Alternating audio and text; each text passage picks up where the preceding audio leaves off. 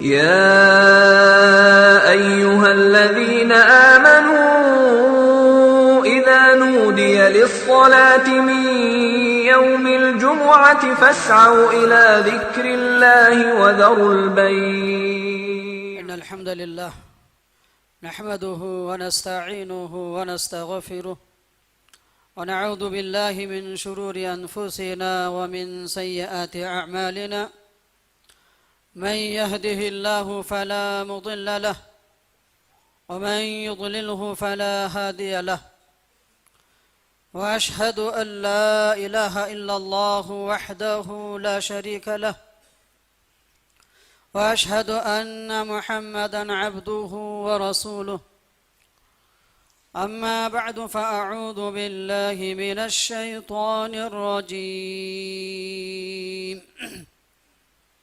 بسم الله الرحمن الرحيم. يا أيها الذين آمنوا اتقوا الله حق تقاته ولا تموتن إلا وأنتم مسلمون. يا أيها الناس اتقوا ربكم الذي خلقكم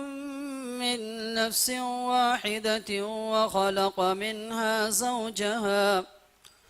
وبث منهما رجالا كثيرا ونساء،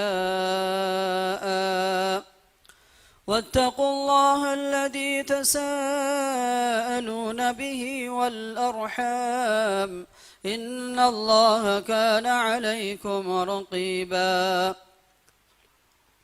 يا أيها الذين آمنوا اتقوا الله وقولوا قولا سديدا يصلح لكم أعمالكم ويغفر لكم ذنوبكم، ومن يطع الله ورسوله فقد فاز فوزا عظيما. وقال تعالى في موضع آخر: تبارك الذي بيده الملك وهو على كل شيء قدير، الذي خلق الموت والحياة ليبلوكم أيكم أحسن عملا وهو العزيز الغفور. محترم برادران اسلام، معزز حاضرین جمعہ، بزرگوں، عزیزوں اور نوجوان ساتھیوں، پردہ نشین خواتین اسلام، مائیں اور بہنیں، ہر قسم کی تعریف و توصیف بڑائی و کبریائی اللہ رب العالمین کے لیے لائق و سزاوار ہے، جو ساری کائنات کا تنے تنہا خالق، مالک اور پالن نہار ہے۔ بعدہ لاکھوں درود و سلام ہو تمام انبیاء کرام پر، خصوصاً ہمارے آخری نبی جناب محمد الرسول اللہ صلی اللہ علیہ وسلم پر، جنہیں اللہ تبارک و تعالیٰ نے خاتم النبیین رحمت للعالمین بنا کر مبعوث فرمایا۔ اللہم صلی علی محمد وعلی آل محمد كما صليت على إبراهيم وعلى آل إبراهيم إنك حميد مجيد. اللهم بارك على محمد وعلى آل محمد كما باركت على إبراهيم وعلى آل إبراهيم إنك حميد مجيد. محترم حاضرین جمعہ، خطبہ مسنونہ کے بعد میں نے آپ حضرات کے سامنے سورہ ملک کی ابتدائی 2 آیات تلاوت کی، جس میں اللہ تعالیٰ نے فرمایا: تبارک الذی بیدہ الملک وہو علی کل شیء قدیر۔ بابرکت ہے وہ ذات جس کے ہاتھ میں بادشاہت ہے اور وہ ہر چیز پر قادر ہے۔ الذی خلق الموت والحیات، جس نے موت اور حیات کو پیدا کی۔ لِيَبْلُوَكُمْ أَيُّكُمْ أَحْسَنُ عَمَلًا، تاکہ وہ تمہارا امتحان لے کہ تم میں کون عمل کے اعتبار سے سب سے اچھا اور بہتر ہے۔ وَهُوَ الْعَزِيزُ الْغَفُورُ، اور اللہ تبارک و تعالی غالب اور زبردست اور معاف کرنے والا ہے۔ محترم سامعین اکرام، ان آیات کے اندر اللہ تبارک و تعالی نے کئی چیزیں بیان کی ہیں۔ انہی چیزوں میں سے ایک اہم چیز مقصد حیات، مقصد زندگی بھی اللہ تبارک و تعالی نے اس کے اندر بیان کیا ہے کہ اللہ تعالیٰ نے انسانوں کو زندگی کیوں دی ہے۔ اللہ تبارک و تعالیٰ نے انسانوں کو یہ جو زندگی دی ہے اور کائنات اور کائنات کی ہر چیز اور اس کی ہر صلاحیتیں اللہ تبارک و تعالیٰ نے انسان کے لیے مسخر کر دی ہیں۔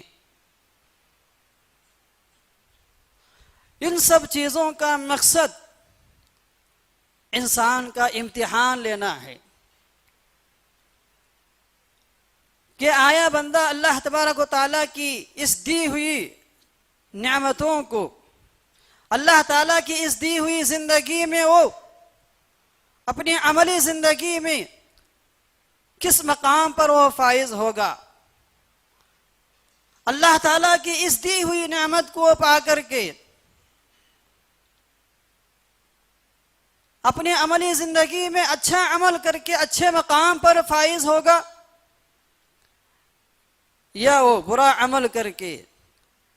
ناکام و نامراد ہوگا۔ اس امتحان کے لیے، اس آزمائش کے لیے اللہ تبارک و تعالیٰ نے انسانوں کو موت اور حیات دی ہے۔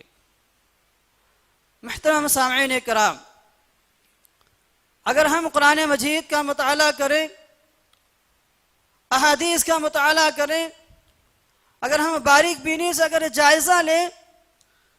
کہ انسانی زندگی میں عمل صالح کی، نیک عمل کی، اچھے اعمال کی بہت ہی بڑی اہمیت ہے۔ اللہ تبارک و تعالیٰ نے قرآن مجید کے اندر کئی مقامات میں اس کا ذکر کیا ہے۔ سورہ حج کے اندر اللہ تبارک و تعالیٰ نے فرمایا، یا ایھا الذین آمنوا ارکعوا واسجدوا واعبدوا ربکم وافعلوا الخیر لعلکم تفلحون۔ اے ایمان والو، تم سجدے کرو اور رکوع کرو، واعبدوا ربکم، اور اپنے رب کی، اپنے پروردگار کی عبادت کرتے رہو، وافعلوا الخیر، اور خیر کے کام انجام دیتے رہو، لعلکم تفلحون، تاکہ آپ کامیاب ہو سکیں، تاکہ آپ دنیا و آخرت میں کامیابی سے ہمکنار ہو سکیں۔ دوسرے مقام پہ اللہ تبارک و تعالیٰ نے سابقہ انبیاء علیہ السلام کے حوالے سے، پچھلے انبیاء علیہ السلام کے حوالے سے اللہ تبارک و تعالیٰ نے سورہ انبیاء کے اندر فرمایا، وَأَوْحَيْنَا إِلَيْهِمْ فِعْلَ الْخَيْرَاتِ وَإِقَامِ الصَّلَاةِ وَإِيتَاءِ الزَّكَاةِ وَكَانُوا لَنَا عَابِدِينَ، کہ ہم نے ان انبیاء علیہ السلام کی طرف یہ وحی کی، یہ پیغام دیا، فعل الخیرات، کہ وہ نیکی کے کام انجام دیتے رہیں، وَإِقَامِ الصَّلَاةِ، نماز پڑھتے رہیں، وَإِيتَاءِ الزَّكَاةِ، اور زکوٰۃ ادا کرتے رہیں، وَكَانُوا لَنَا عَابِدِينَ، اور ہمارے یہ بندے ہماری عبادت کرنے والے تھے، ہماری بندگی کرنے والے تھے۔ محترم سامعین کرام، ذرا غور کرنے کی بات یہ ہے کہ ان آیات کے اندر اللہ تبارک و تعالیٰ نے انبیاء علیہ السلام کا ذکر کیا ہے۔ اس آیت سے پہلے اللہ تعالیٰ نے کئی نبیوں کا ذکر کیا ہے۔ ان نبیوں کا ذکر کرنے کے بعد اللہ تعالیٰ نے اس بات کا ذکر کیا کہ اللہ تعالیٰ نے ان کو بھی نیک اعمال کرنے کی ترغیب دی، نیک اعمال کرنے کا اللہ تعالیٰ نے حکم دیا ہے۔ حسن عمل، اچھا عمل، خیر کے کام انجام دینے کی اللہ تعالیٰ نے انہیں تلقین کیا ہے، اور ساتھ ہی ساتھ اللہ تعالیٰ نے نماز کا خصوصی طور پر ذکر کیا، زکوٰۃ کا اللہ تعالیٰ نے خصوصی طور پر ذکر کیا ہے۔ ان کی اہمیت کو بتلانے کے لیے پھر اس کے ساتھ ساتھ اللہ تعالیٰ نے یہ بھی واضح کیا وَكَانُوا لَنَا عَابِدِينَ، اللہ کے یہ فرما بردار بندے ہمیشہ اللہ تعالیٰ کی عبادت کرنے والے تھے۔ تو محترم سامعین کرام، ذرا اندازہ لگائیے کہ انبیاء علیہ السلام کی زندگی ہر ہمیشہ اللہ کے احکام پر عمل کرنے میں گزرتی ہے، لیکن پھر بھی اللہ تبارک و تعالیٰ نے خصوصی طور پر ان کی طرف خیر کے اعمال کی ترغیب دیتے ہوئے، اچھے اعمال کا حکم دیتے ہوئے اللہ تعالیٰ نے ساری انسانیت کو یہ پیغام دے رہا ہے کہ تمہاری زندگی میں حسن عمل کی، نیک عمل کی بہت ہی بڑی اہمیت ہے، لہذا آپ اپنی زندگی کے لمحات کو، اپنی زندگی کے قیمتی اوقات کو اللہ تعالیٰ کی عبادت میں گزارو، اپنی زندگی کے لمحات میں اللہ کے ذکر و اذکار کو کثرت سے کیا کرو، اللہ کی بندگی میں اپنے سارے اوقات کو گزارو۔ اللہ تبارک و تعالیٰ ہمیں یہ پیغام دینا چاہتا ہے، کیونکہ یہ زندگی انسان کے لیے ایک انمول تحفہ ہے، یہ زندگی انسان کے لیے ایک بہت بڑی نعمت ہے۔ اگر انسان اس نعمت کی قدردانی نہیں کرے گا، اگر اس نعمت کو پا کر کے اگر اس کا صحیح استعمال نہیں کرے گا، اس سے فائدہ نہیں اٹھائے گا، انسان کو دنیا و آخرت میں افسوس کرنا پڑے گا، خسارے سے دوچار ہونا پڑے گا۔ محترم سامعین کرام، اتنا ہی نہیں بلکہ اگر ہم اخروی ناحیے سے یعنی آخرت کے اعتبار سے اگر ہم نیک اعمال کے اگر ہم غور و فکر کریں تو اس اعتبار سے بھی اس کی بہت ہی بڑی اہمیت ہے، کیونکہ یہی نیک اعمال ہیں جو انسان کو دنیا کے اندر اور آخرت کے اندر اور برزخی زندگی میں، قبر کی زندگی میں بھی یہی نیک اعمال انسان کے لیے کارآمد ہونے والے ہیں، یہی نیک اعمال اس کے لیے نجات کا ذریعہ بننے والے ہیں، نجات کا سبب بننے والے ہیں۔ اللہ تبارک و تعالیٰ نے قرآن مجید کے اندر کئی مقامات کی ہمیں اس کی طرف کیا ترغیب دی ہے کہ جب انسان اس دنیا سے چلا جاتا ہے، جب انسان کی وفات ہو جاتی ہے، اس انسان کے ساتھ اس کی مال و دولت، اس کے اہل و عیال، اس کے کاروبار، اس کی مال و دولت، اس کے عہدے و منصب، یہ ساری چیزیں اس کے ساتھ رہنے والی نہیں ہیں۔ اللہ تعالیٰ نے انسان کو یہ زندگی دی ہے تو ایک عارضی زندگی ہے، یہ وقتی زندگی ہے، ایک نہ ایک دن اس کو چھوڑ کر جانا ہے۔ یہ مال و دولت، عہدے منصب، یہ کرسیاں، دوست و احباب، اعزہ و اقارب، ان سارے لوگوں کو چھوڑ کر ایک نہ ایک دن انسان کو آخرت کے سفر پر روانہ ہونا ہے، اور اس سفر میں اگر کوئی اس کا ساتھی بننے والا ہے، اگر اس کا ساتھ دینے والا اگر کوئی ہے تو انسان کا وہ نیک عمل ہوگا جو اس نے اپنی زندگی میں کیا ہوگا۔ اللہ کے نبی کریم صلی اللہ علیہ وسلم نے فرمایا، صحیح بخاری صحیح مسلم کی روایت ہے، انس رضی اللہ تعالیٰ عنہ راوی ہیں، کہتے ہیں اللہ کے نبی صلی اللہ علیہ وسلم نے فرمایا یتبع المیت ثلاثۃ اہلہ ومالہ وعملہ فیرجع اثنان ویبقى واحد، یرجع اہلہ ومالہ ویبقى عملہ۔ یعنی آپ صلی اللہ علیہ وسلم نے فرمایا کہ جب انسان مر جاتا ہے، جب انسان انتقال کر جاتا ہے، اس میت کے پیچھے اس کے ساتھ ساتھ تین چیزیں جاتی ہیں، اس کا مال، اس کے اہل و عیال اور اس کا عمل ہے۔ ان میں سے دو چیزیں واپس آ جاتی ہیں، اس کا مال ہے اور اس کا اہل و عیال، اس کا اعزہ و اقارب، اور ایک چیز باقی رہ جاتی ہے، اس کا وہ عمل ہوگا جو اس نے اپنی زندگی میں کیا ہوگا۔ تو محترم سامعین کرام، اس حدیث پر بھی آپ ذرا غور کیجئے کہ اللہ کے نبی کریم صلی اللہ علیہ وسلم ہمیں اس کے ذریعے سے کیا پیغام دینا چاہتے ہیں۔ اس حدیث کے ذریعے سے اللہ کے نبی کریم صلی اللہ علیہ وسلم ہمیں یہی پیغام دینا چاہتے ہیں کہ انسان کو اپنی اس زندگی میں نیک اعمال کی اہمیت کو جانتے ہوئے اس کا کثرت سے اہتمام کرنی چاہیے،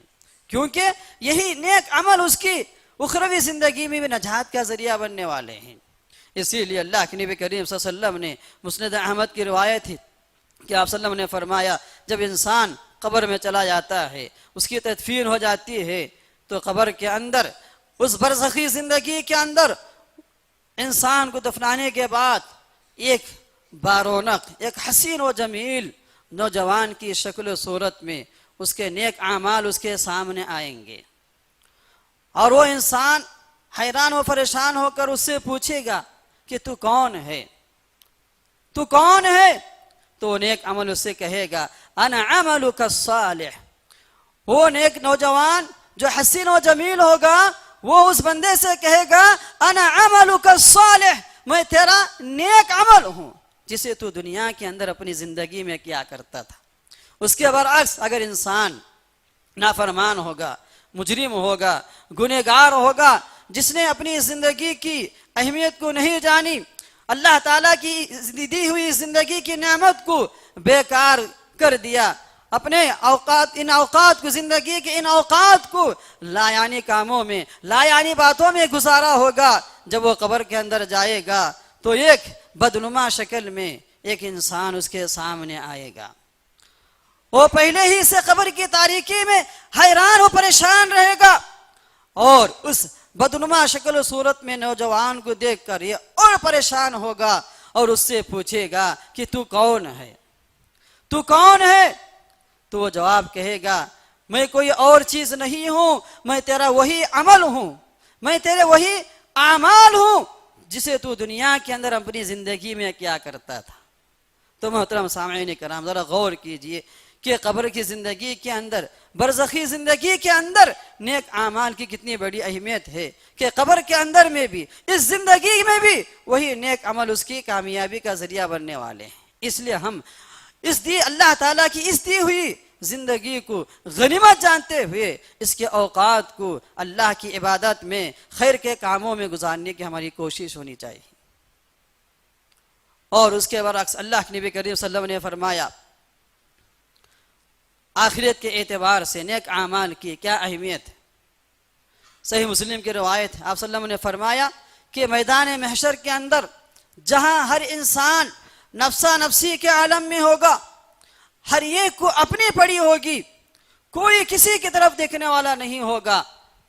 سارے لوگ آمنے سامنے دکھائی دیں گے، قریبی دوست سامنے ہوں گے، لیکن کوئی کسی کو نہیں پوچھے گا۔ یبصلونہم ولا يسأل حمیم حمیما یبصلونہم يود المجرم لو يفتدي من عذاب يومئذ ببنيه وصاحبته وأخيه وفصيلته التي تؤويه ومن في الأرض جميعا ثم ينجيه كلا، کہ وہاں کوئی قریبی دوست بھی، اپنا جگری دوست بھی کسی دوست کے کام نہیں آئے گا، بلکہ اس دن انسان کی یہ حالت ہوگی، یہ کیفیت ہوگی کہ انسان اس دن کے عذاب سے بچنے کے لیے اپنے سارے اہل و عیال کو، اپنی بیوی بچوں کو، اپنے سارے خاندان والوں کو، بلکہ زمین کے اندر جتنی چیزیں ہیں ان ساری چیزوں کو اللہ تعالیٰ کو فدیے میں دینا چاہے گا تاکہ وہ اس کے ذریعے سے اللہ کے عذاب سے بچ سکے۔ اور سورہ عبس کے اندر اللہ تعالیٰ نے فرمایا یوم یفر المرء من اخیہ وامہ وابیہ، کہ وہ ایسا دن ہوگا، اس دن ہر ایک آدمی اپنے باپ سے، اپنے بھائی سے، اپنے بیٹوں سے بھاگے گا۔ لِكُلِّ امْرِئٍ مِّنْهُمْ يَوْمَئِذٍ شَأْنٌ يُغْنِيهِ، اور اس دن ہر ایک انسان کو ایک امر لاحق ہوگا، ایک معاملہ لاحق ہوگا جو اسی کی وہ فکر میں لگا ہوگا، کسی کی طرف اس کی توجہ نہیں دی جائے گی۔ ایسے میدان حشر کے اندر اگر وہاں اس کے کوئی چیز کام آنے والی ہے، اس کے نجات کا ذریعہ بننے والی اگر کوئی چیز ہے تو اس کا وہ نیک عمل ہے جو اس دنیا کے اندر کیا کرتا تھا۔ اس لیے اللہ کے نبی کریم صلی اللہ علیہ وسلم نے فرمایا کہ صحیح مسلم کی روایت ہے، حضرت عدی بن حاتم رضی اللہ تعالیٰ عنہ راوی ہیں، کہتے ہیں ما منکم من احد الا سیکلمہ ربہ لیس بینہ وبینہ ترجمان، کہ کل قیامت کے دن میدان محشر کے اندر اللہ تبارک و تعالیٰ بندوں سے کلام کرے گا، اللہ تبارک و تعالیٰ اپنے بندوں سے ہم کلام ہوگا، لیس بینہ وبینہ ترجمان، اور اس بندے کے درمیان اور رب کے درمیان کوئی ترجمان نہیں ہوگا، کوئی ترجمہ کرنے والا نہیں ہوگا، کوئی ٹرانسلیشن کرنے والا نہیں ہوگا۔ وہاں ہر ایک کو ڈائریکٹ اللہ تبارک و تعالیٰ کے سوال و جواب کا حساب کتاب دینا ہوگا۔ وہاں یہی نیک اعمال انسان کے کام آنے والے ہیں۔ فَيَنْظُرُ أَيْمَنَهُ،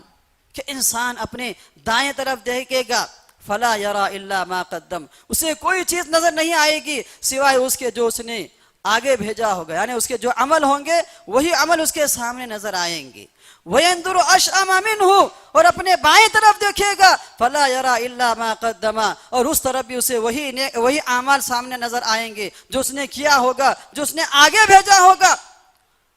وَيَنْظُرُ بَيْنَ يَدَيْهِ فَلَا يَرَى إِلَّا النَّارَ تِلْقَاءَ وَجْهِهِ، اور انسان اپنے سامنے دیکھے گا. میدان محشر میں آخرت کے دن، قیامت کے دن انسان اپنے سامنے دیکھے گا، فلا یرا الا النار،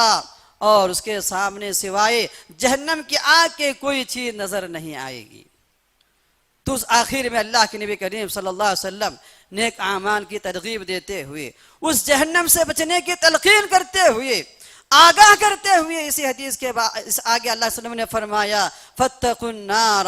فاتقوا النار ولو بشق تمرہ، اے لوگو اس جہنم کی آگ سے بچنے کے لیے آپ تیاری کیجئے، اس سے بچنے کی کوشش کیجئے، ولو بشق تمرہ، گرچہ کہ آپ ایک کھجور ہی اللہ تعالیٰ کی راہ میں صدقہ کر کے اس سے بچنے کی کوشش کیجئے، اس سے نجات حاصل کرنے کی کوشش کیجئے. اگر آپ اتنا بھی نہیں کر سکتے ہیں فَمَن لَمْ يَجِدْ فَبِكَلِمَةٍ طَيِّبَةٍ، گرچہ کہ آپ ایک اچھی بات ہی کہہ کر ہی اس جہنم سے بچنے کی آپ کوشش کیجئے. تو محترم سامعین کرام، اس حدیث میں غور کیجئے کہ وہاں قیامت کے دن اس کے جہنم سے نجات کا ذریعہ بننے کے لیے کون سی چیز سبب بن رہی ہے، اس کا وہ نیک عمل ہے جسے وہ دنیا میں کیا ہوگا. اس لیے ہم نیک اعمال کی، حسن عمل کی، اس کی اہمیت کو جانتے ہوئے ہم اپنی اس اللہ تعالیٰ کی اس دی ہوئی زندگی میں نیک اعمال کو کثرت سے کرنے کی ہماری یہ کوشش ہونی چاہیے. ورنہ ہم دنیا کے اندر بھی، قبر کی زندگی میں بھی اور آخرت میں بھی افسوس کرنا پڑے گا، حسرت و ندامت کا ہمیں کیا ہے، اظہار کرنا پڑے گا، اور وہاں افسوس کرنے کا ہمیں کوئی فائدہ نہیں ہوگا. جو کچھ کرنا ہو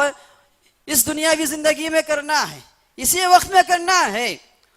وقت ختم ہونے کے بعد ہم کتنی بھی کوششیں کر لیں ہمارے کچھ کام آنے والا نہیں ہے. انسان کل قیامت کے دن اپنی اس زندگی کو جو بیکار کاموں کے اندر ضائع کیا ہوگا، بیکار کاموں کے اندر، لایانی باتوں کے اندر ضائع کیا ہوگا، قیامت کے دن اور اپنے موت کے وقت انسان اس زندگی کو، اس وقت کو یاد کرے گا اور اللہ سے فریاد کرے گا لعلی اعمل صالحا فیما ترکت کلا انسان. اس سے پہلے کی آیت میں اللہ تعالیٰ نے فرمایا کہ انسان اللہ تعالیٰ سے کہے گا اے اللہ تو مجھے تھوڑی دیر کے لیے کیوں مہلت دی، کیوں مہلت نہیں دی، لعلی اعمل صالحا، تاکہ میں نیک اعمال کر کے آتا. فیما ترکت کلا، اللہ تعالیٰ کہے گا کہ جو وقت دیا گیا تھا وہ وقت ختم ہو گیا ہے، آپ کو پھر دوبارہ وقت نہیں دیا جائے گا، آپ کو دوبارہ زندگی نہیں دی جائے گی. اور اسی طرح موت کے وقت بھی بندہ اللہ تعالیٰ سے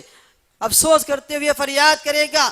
لولا اخرتنی اذا جاء احدکم الموت فیقول ربی لولا اخرتنی. موت کے وقت بھی بندہ افسوس کرتے ہوئے اپنی ضائع کی ہوئی زندگی کو، ضائع کیے ہوئے اوقات کو یاد کر کے فریاد کرے گا کیوں مجھے تھوڑی دیر کے لیے مہلت نہیں دی گئی، میرے وقت کو کیوں تاخیر نہیں کیا گیا. فیقول ربی لولا اخرتنی الی اجل قریب فاصدق واکن من الصالحین، کہ میں نیک اعمال کروں گا اور نیک لوگوں میں سے ہو جاؤں گا. مجھے یقین آ گیا ہے اور میں نیک اعمال کر کے اپنی زندگی کو، اپنی آخرت کو سنوار لوں گا. لیکن اس وقت افسوس کرنے کا اور ندامت کرنے کا کوئی فائدہ نہیں ہوگا. جو کچھ کرنا ہے اپنی اس دی ہوئی اللہ تعالیٰ کی زندگی میں کرنی ہے. لیکن افسوس کی بات ہے کہ کسی انسان کی اس کی طرف کیا ہے توجہ نہیں ہوتی ہے کہ انسان اللہ تعالیٰ کی اس دی ہوئی زندگی کو لایانی کاموں کے اندر آج کا انسان کیا ہے گوا رہا ہے، اس کو ضائع کر رہا ہے. کوئی کسی کو آخرت کی فکر نہیں ہے، آخرت کی تڑپ نہیں ہے، ہر ایک کو صرف دنیا کی فکر ہے. ہر ایک انسان دنیا داری میں لگا ہوا ہے، لیکن کسی کو نیک اعمال کی فکر نہیں ہے، نہ ہی اس کی تڑپ ہے. تو میرے برادران اسلام، اور مزید ہمیں نیک عمل کے اندر تین باتوں کو ملحوظ رکھنی چاہیے. ہمارے نیک اعمال کے اندر، حسن عمل کے اندر تین باتوں کو ملحوظ رکھنی چاہیے. اس میں سب سے پہلی چیز یہ ہے کہ جذبہ عمل انسان کے اندر ہونی چاہیے. جذبہ عمل یعنی عمل کا جذبہ انسان کے اندر ہونے چاہیے۔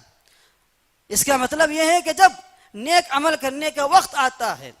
تو انسان کو کسی بھی حالت میں اس عمل کو کرنے کی کوشش کرنی چاہیے، اور وہ عمل اپنے ہاتھ سے جانے نہیں دینی چاہیے۔ اگر عمل کا موقع آ گیا، گرچہ کہ وہ عمل چھوٹا ہی کیوں نہ ہو، اس کو حقیر نہ سمجھیں، بلکہ اس پر عمل کرنی چاہیے، کیونکہ وہی عمل انسان کے کام آنے والا ہے۔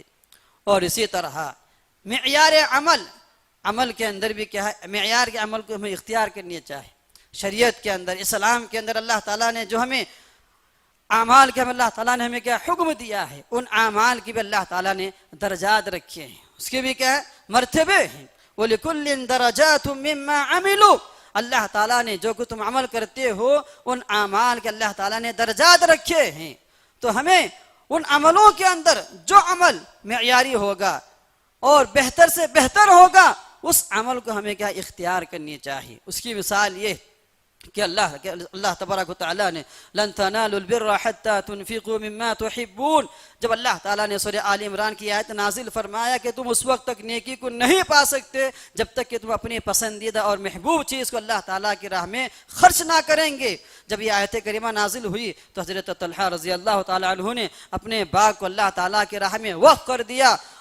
اللہ علیہ وسلم سے کہا کہ میں یہ باغ اللہ کی راہ میں خرچ کر رہا ہوں اس نیت سے کہ اللہ تبارک و تعالیٰ اس کا بدلہ مجھے آخرت میں دے۔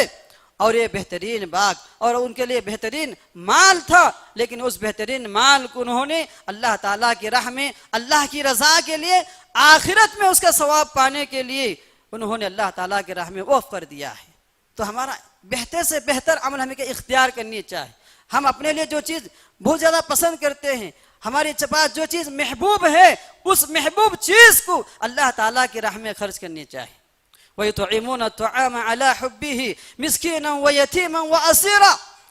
کہ ہمیں کھانوں سے، کپڑوں سے شدید محبت ہوتی ہے۔ اللہ تعالیٰ نے اس کے اندر نیک لوگوں کی صفات کا ذکر کیا کہ انہیں کیسے محبت ہوتی ہے، لیکن محبت ہونے کے باوجود وہ مسکینوں کو، یتیموں کو کھانا کھلاتے ہیں۔ وَيُطْعِمُونَ الطَّعَامَ عَلَىٰ حُبِّهِ، محبت ہونے کے باوجود مسکینوں کو، یتیموں کو وہ کھانا کھلایا کرتے ہیں۔ انما نطعمکم لوجہ اللہ، اور وہ کہتے ہیں کہ ہمارا مقصد اس سے یہ نہیں کہ صرف ہماری مقصد اللہ تعالیٰ کی رضا ہے، ہم اللہ کی خوشنودی کے لیے ہم یتیموں کو، مسکینوں کو کھانا کھلا رہے ہیں۔ لا نريد منکم جزاء، ہمیں تم سے کوئی بدلہ، تم سے کوئی شکریہ ہم کیا ہے نہیں چاہتے ہیں۔ لا نريد منکم جزاء ولا شکورا، تو ہمارا عمل ایسا ہونے چاہیے۔ لیکن افسوس ہمارا عمل اس کے برعکس الٹا ہے کہ آج ہم جو بھی کام کرتے ہیں، کہ کوئی بھی عمل ہو، کوئی بھی چیز ہو، مثال کے طور پر کھانے کی چیز ہی کیوں نہ ہو، کہ ہم کھانا کھاتے ہیں گھر کے اندر، اچھے سے اچھے پکوان کرتے ہیں،